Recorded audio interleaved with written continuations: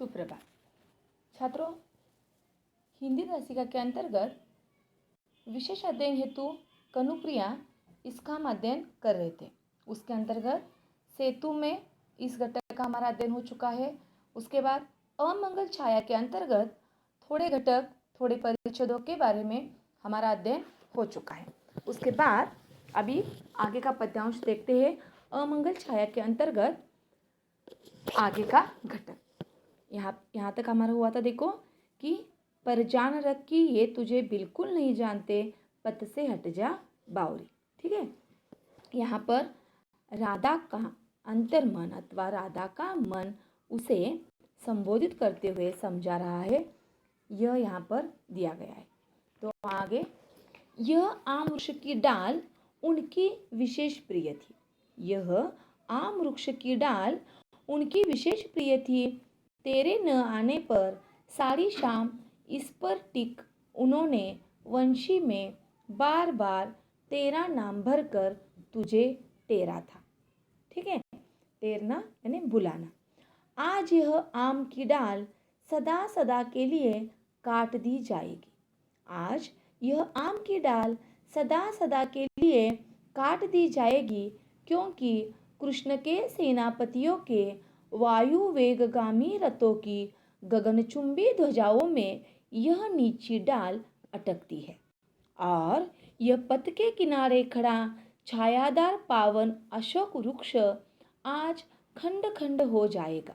तो क्या, यदि ग्रामवासी सेनाओं के स्वागत में तोरण नहीं सजाते तो क्या सारा ग्राम नहीं उजाड़ दिया जाएगा? दुख क्यों करती है पगली? क्या हुआ जो कनु के ये वर्तमान अपने तेरे तन्मय क्षणों की कथा से अनभिज्ञ है? उदास क्यों होती है नासमझ कि इस भीड़ भाड़ में तू और तेरा प्यार नितांत अपरिचित छूट गए हैं। गर्व कर बावरी, कौन है जिसके महान प्रिय की 18 अक्षौहिणी सेनाएं हो।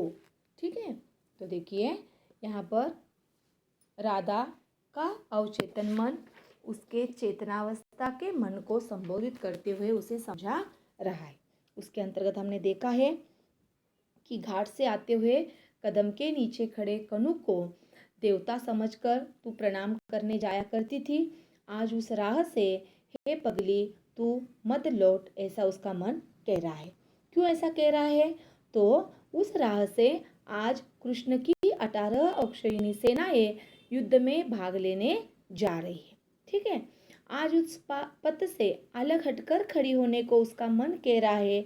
अपने आहत प्यार को लता कुंज की ओट में छिपा लेने को उसका मन कह रहा है, क्योंकि आज इस गांव से द्वारिका के सैनिक, युद्ध के नशे में चूर सैनिक युद्ध के लिए जाने वाले हैं। ये भी उसका मन कह रहा है। उसके बाद कनु सर्वाधिक तेरा है, ये हम जानते हैं। हे राधा, मैं मानती हूँ कि कनु तेरा सर्वाधिक अपना है। मान लिया कि कनु के पूरे व्यक्तित्व को, उसके रोम रोम को तुम परिचित हो। ये सारी सैनिक जो है अनगिनत, अगणित, यानी जिसकी हम गणना न कर सके, ये सारे सैनिक कनु के हैं, लेकिन ये तुझे जानते नहीं, इसलिए तू पथ से हट जा बावरी। ठीक है, यहाँ तक हमारा अध्ययन हो चुका है। आगे देखिए, अभी यह आम वृक्ष की डाल उनकी विशेष प्रिय थी। किनकी? तो आम वृक्ष की डाल की विशेषता क्या है? यह उनकी विशेष प्रिय थी। उनकी यानी किसकी? कृष्ण की। मतलब देखो यहीं पर आगे, तेरे न आने पर सारी शाम इस पर टिक उन्होंने वंशी में बार बार तेरा नाम भरकर तुझे टेरा था। हाँ, तो यहाँ पर अथवा यहीं पर तुम्हारे न आने पर सारी शाम आम की डाल का सहारा लिए कनु ने वंशी में तेरा ही नाम भरकर बार बार तुझे पुकारा था, अथवा वंशी बजा बजा कर वो तुम्हें ही पुकारा करते थे। टेरना यानी पुकारना। आज यह आम की डाल सदा सदा के लिए काट दी जाएगी, लेकिन आज जो मतलब जिस आम की डाल का सहारा लेकर कनु क्या करते थे? वंशी में तेरा नाम पुकारा करते थे, वहाँ पर ही वो खड़े रहते थे, लेकिन आज वह आम की डाल काट दी जाएगी। सदा सदा के लिए यानी हमेशा के लिए वह आम की डाल काट दी जाएगी। कारण क्यों ऐसा होने वाला है? तो क्योंकि यह है कारण कि कृष्ण के सेनापतियों के तेज गति वाले रथों की ऊंची पताकाओं में यह डाल उलझती है। यहाँ पर देखो कि क्योंकि कृष्ण के सेनापतियों के वायु वेगगामी रथों की गगनचुंबी ध्वजाओं में यह नीची डाल अटकती है।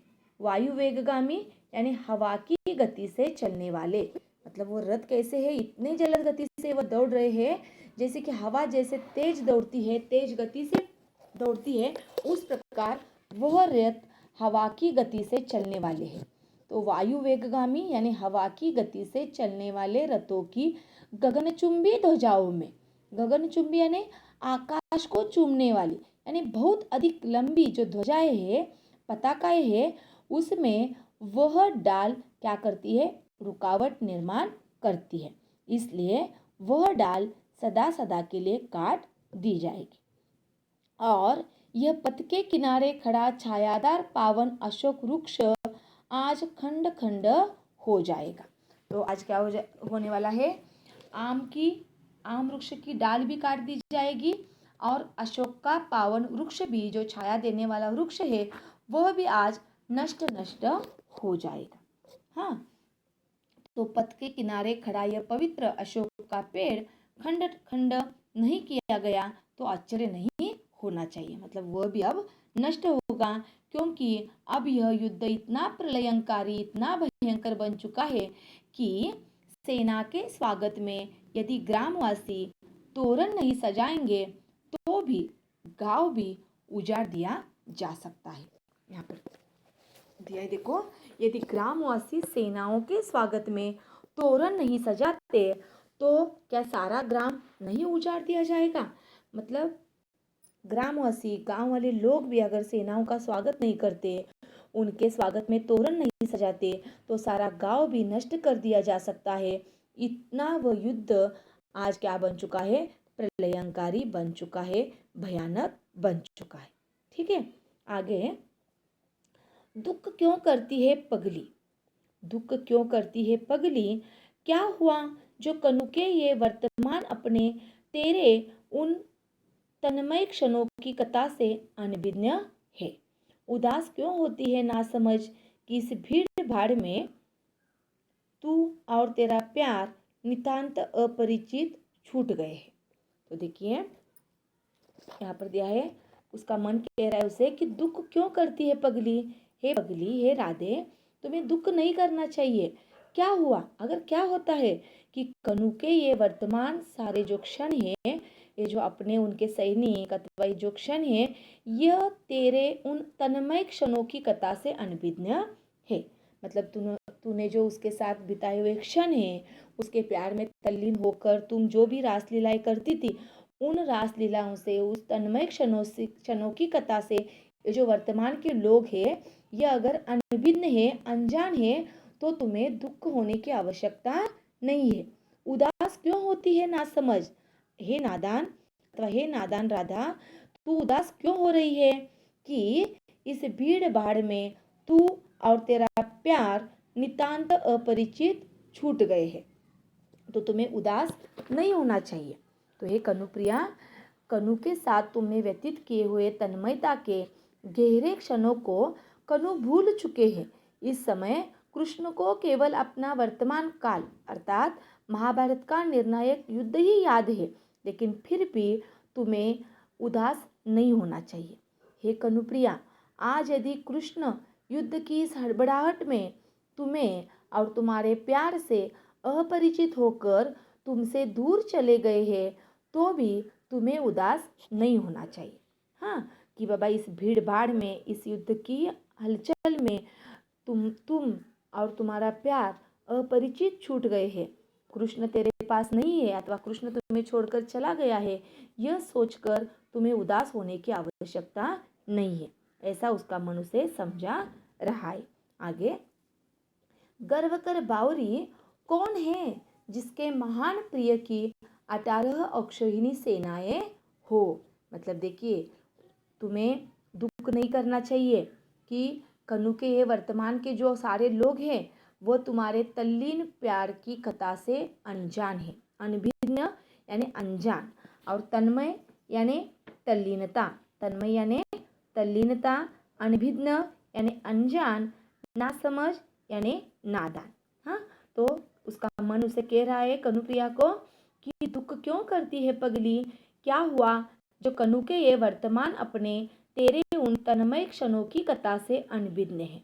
हाँ, तो ये सारे जो आज के लोग हैं अथवा ये सारे सैनिक हैं वो तुम्हारे प्यार की तल्लीनता को जानते नहीं, उससे वह अनजान है, इसलिए तुम्हें दुख करने की आवश्यकता नहीं है। इस भीड़ भाड़ में, इस महाभारत के युद्ध के भीड़ भाड़ में कनु तुम्हें छोड़कर चला गया, इसलिए तुम्हें उदास भी होने की आवश्यकता नहीं है। तो तुम्हें क्या करना चाहिए, गर्व करो। हाँ, तो तुम्हें गर्व करना चाहिए। हे राधे, तुम्हें इस बात पर गर्व करना चाहिए कि उसके प्रिय की, उसके कनु की अथवा उसके कनु के पास 18 अक्षयिणी सेनाएं हैं, ऐसा कोई दूसरा नहीं है। तो हे राधे, तू उदास क्यों होती है कि इस भीड़ भाड़ में तुम्हें और तुम्हारे प्यार को पहचानने वाला कोई नहीं है, अथवा इस भीड़ भाड़ में कन्हैया तुझे छोड़कर चला गया है, इसलिए तुम्हें उदास होने की आवश्यकता नहीं। तो हे राधे, तुम्हें तो गर्व करना चाहिए। किस बात का गर्व करना चाहिए? क्योंकि ऐसा कोई भी प्रेमी नहीं कि जिसके पास 18 अक्षयिणी सेनाएं हैं। उसके प्रेमी की अथवा उसके महान प्रेमी के पास 18 अक्षयिणी सेना है, इस बात का तुम्हें गर्व करना चाहिए। ठीक है, तो इस प्रकार यहाँ पर अमंगल छाया, इसके अंतर्गत कनुप्रिया के अंतर्गत राधा का अवचेतन मन उस चेतनावस्था वाली राधा को समझाता हुआ यहाँ पर हमें दिखाई देता है।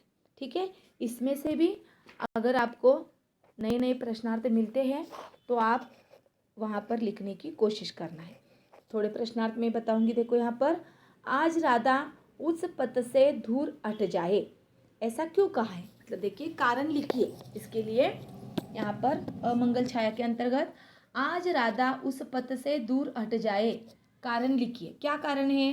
क्योंकि आज उस पथ से द्वारिका की युद्धोन्मत्त सेनाएं गुजर रही है। ठीक है, दूसरा प्रश्न, कारण लिखिए।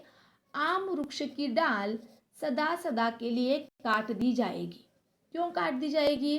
उत्तर आएगा देखो, क्योंकि कृष्ण के सेनापतियों के वायु वेगगामी से दौड़ने वाले रथों की ऊंची ऊंची गगनचुंबी ध्वजाओं में यह नीची डाल अटकती है। अटकती है यानी रुकावट पैदा करती है। ठीक है, तो आम वृक्ष की डाल काटने का कारण क्या है? तो वह कृष्ण के सेनापतियों के जो वायु वेगगामी रथ दौड़ते हैं उनकी गगनचुंबी ध्वजाओं में, गगनचुंबी यानी आकाश को छूने वाली ऊंची ऊंची जो ध्वजाएं हैं, जो पताके हैं, उसमें वह नीची डाल अटकती है, इसलिए वह डाल काट दी जाएगी। दूसरा क्वेश्चन, आकृति पूर्ण कीजिए। आम वृक्ष की डाल की विशेषता क्या है? तो यह डाल कृष्ण की अत्यंत प्रिय थी।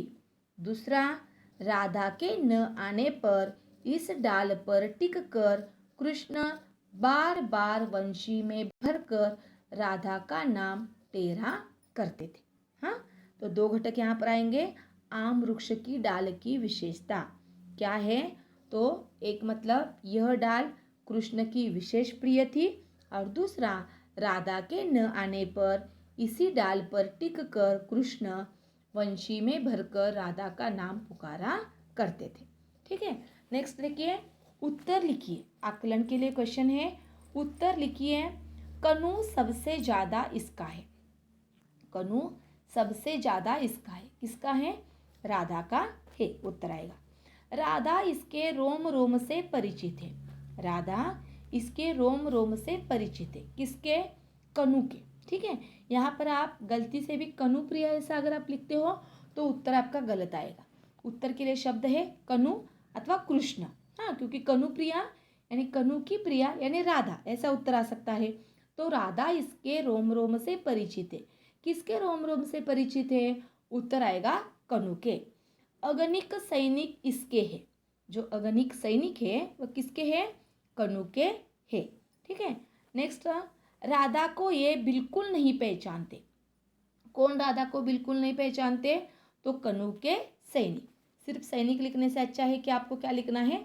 कनु के अथवा कृष्ण के सैनिक इसे पहचानते नहीं, यानी राधा को पहचानते नहीं। ठीक है।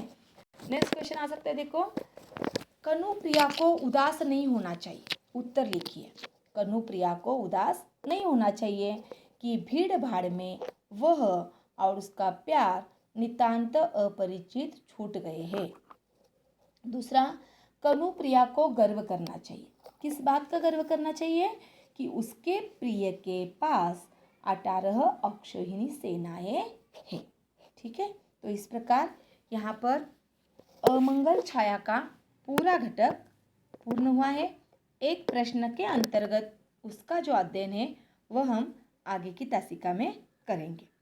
जो क्वेश्चन बताए मैंने वह आप दोहरा कर, ये जो है लेक्चर वह बार बार सुनिए, वह क्वेश्चंस उसके उत्तर लिखिए, क्योंकि उत्तर भी मैंने बताए आपको।